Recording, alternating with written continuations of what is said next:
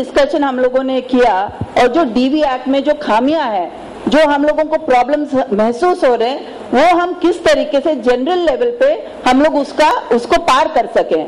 For example, एक problem ये है जनरल तौर पे अगर देखा जाए कि जो लॉयर्स और सोशल एक्टिविस्ट फेस कर रहे हैं, सब लोगों ने बताया कि ये प्रॉब्लम है, वो प्रॉब्लम है, नोटिस का प्रॉब्लम है, एक्सेट्रा एक्सेट्रा। प्रॉब्लम इंडिविजुअल लोगों का नहीं है, लेकिन इश्यू है कि गवर्नमेंट से हम क्या मांग सकते हैं। जो एक्ट गवर्नमेंट ने बनाया हम लोगों के लिए, वो जवाबदारी सोशल वर्कर, लॉयर या इंडिविजुअल विक्टिम्स या विमेन का प्रॉब्लम नहीं है, लेकिन ये सरकार का प्रॉब्लम है और वो सरकार के ऊपर हम जवाबदारी किस ढंग से डाल सकते हैं वो हम लोगों को देखना चाहिए। उसके अंदर बजटरी एलोकेशन, पीओस का अपॉइंटमेंट, सर्विस प्रोवाइडर्स, ये सब बातें, शेल्टर होम्स, ये सब बातें उसमें आती है। तो हम लोगों का जोर इस बात के ऊपर होना चाहिए कि ये हम कैसे सरकार से ये मांग कर सकते हैं जिससे ये सब जो प्रोविजंस है वो इम्प्लीमेंट हो सके। उसमें जैसा रमा ने करेक्टली बोला, जो डीआर एक्ट के अंदर या रूल्स के अंदर हम क्या क्या अमेंडमेंट्स मांग सकते हैं। फॉर एग्जाम्पल, विटनेस किस तरीके से इश्यू होना चाहिए या शेल्टर होम्स किस ढंग से बनना चाहिए, पीओ किस ढंग से होना चाहिए, उनका क्वालिफिकेशन क्या होना चाहिए, ये सब बातें हम लोगों को आज, ये अगर जो लोग अभी डिस्कशन करने वाले हैं उसमें अगर ये सब बातें आ सकती कि आगे चलकर हम लोग क्या कर सकते हैं, क्या क्या हम लोग मांग कर सकते हैं और किस तरीके से ये एक्ट को ज्यादा मीनिंगफुल बना सकते हैं, ये अगर हम करेंगे तो जो अपना जो लास्ट सेशन है स्ट्रैटेजी और प्लानिंग का, उसमें हम लोग एक ठोस मुद्दे पे आ सकते हैं और ठोस आगे का क्या कार्यक्रम है वो हम ले सकते हैं। नहीं तो हम लोग एक दूसरे के ऊपर आरोप लगाते जाएंगे, नागालैंड में कुछ हुआ नहीं या मणिपुर में कुछ हो रहा है नहीं है या कश्मीर में, लेकिन हम और सब जो अलग अलग एरिया से लोग आए हैं आज कुछ लेके जाना चाहिए ताकि हम लोग आगे कुछ कर सके।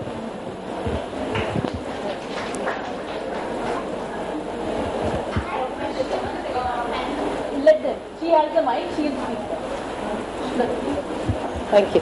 This is in relation to what Sheila was saying about dealing with victims and the rights perspective. So there is a UN declaration on the basic principles of justice for victims of crime and abuse of power. This has been ratified by the Indian government as well. It's a 1985 document. So that document clearly talks about the rights perspective. It covers all these aspects of access to justice, assistance to victims, compensation, restitution, all these things are already covered in that. And there are certificate courses offered in this. So what came out very strongly in these deliberations are that judges need training, lawyers need training, and the police need training. So in Tamil Nadu, it's already been included in the curriculum of the police. The Judicial Academy has also taken cognizance of the need for this type of training on victim assistance. So this is just a piece of knowledge that you all can carry home with you and see what you can do about it. It's called the UN Declaration on Victim Rights. So there are certificate courses available which can be introduced in your states and in the Police Academy and Judicial Academy. Thank you.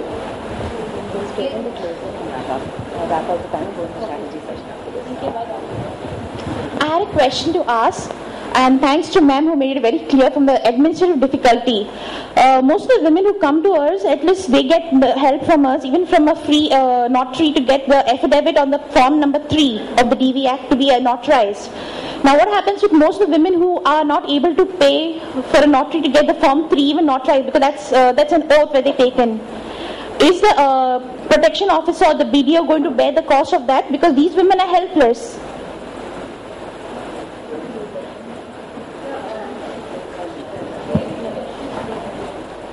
Take the questions later. My question is whether the form 3, which is the affidavit, okay, it has to be notarized. The BDO doesn't accept it if it's not notarized. Additional to that, it has to be made. From where do you get it that it has to be notarized? Only at the end of it is a verification, which can be done by the BDO and signed. He's an authorized person to do that. The BDOs don't accept it. It's happening in the south. I have 4 to 8 cases like that.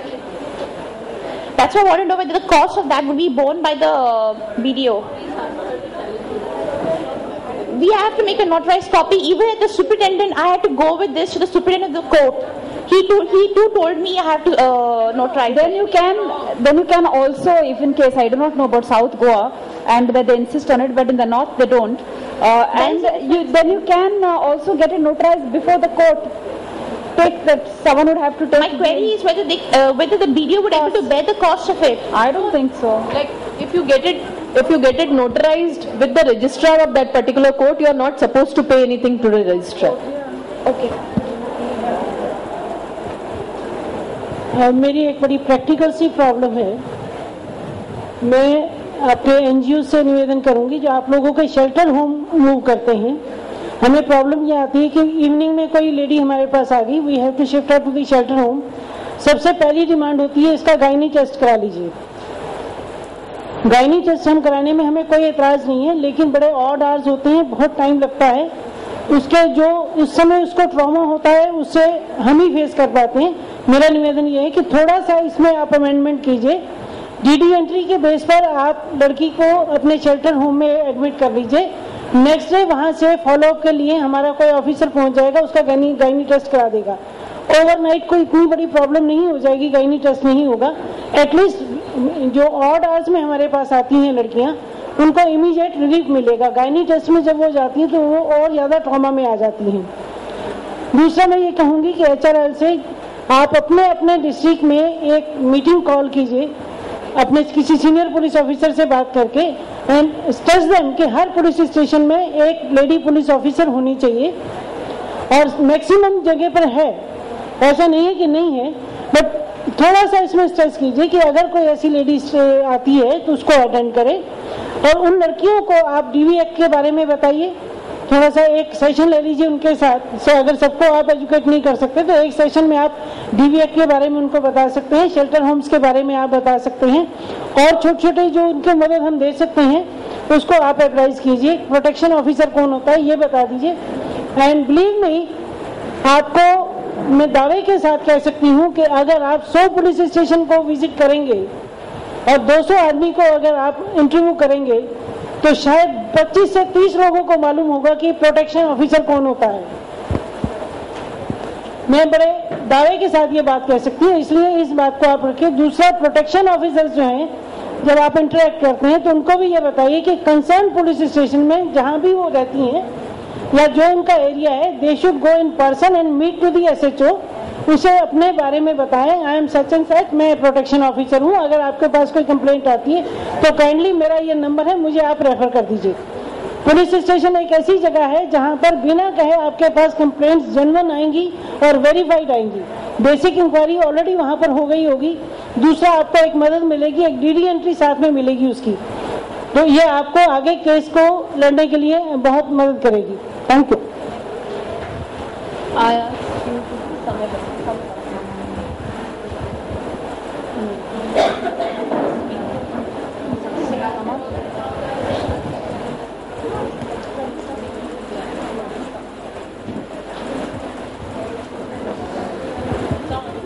Hello, yes.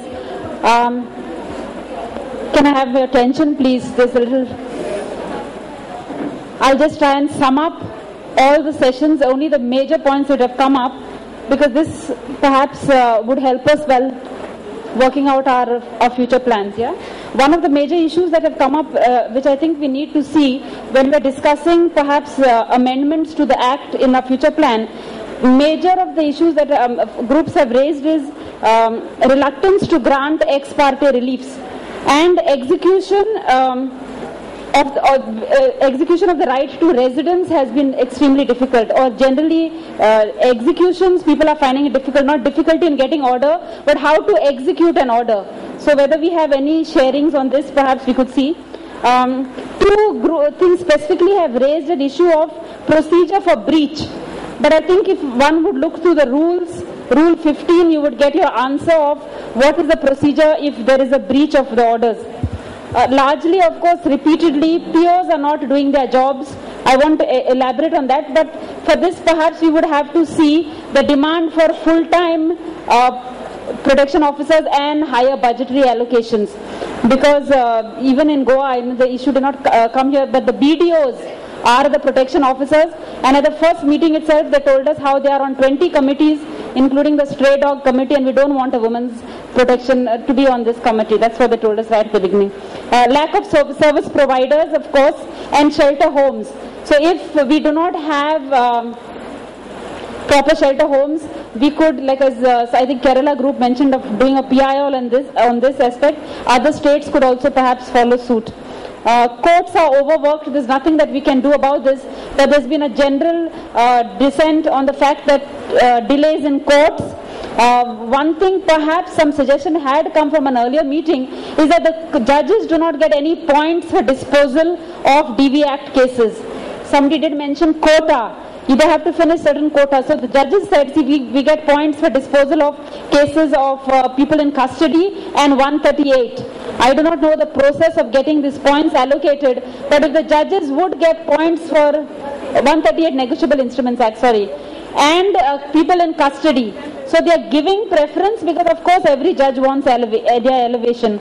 So if you can put points for DV Act for disposal, maybe they would dispose it at a priority. They cannot be served through the police. I do not know why. We have had no problems of serving of summons through police. In fact, it is part of their jobs. Just a few points more I'll say. Legal Services Authority, there's been a lot of comments that it's not functioning or lack of functioning in the Legal Services Authority. Perhaps one of the reasons is that no lawyers actually, even in Goa, want to take up matters under the DV Act, even if they are on the panel. They just say not before me or refuse for personal reasons. So maybe we could increase the amounts of money that they get for DV Act, I do not know. This is something we could see. But mostly they don't hassle for other cases, but DV Act cases they just put, I decline to take this matter for personal reasons.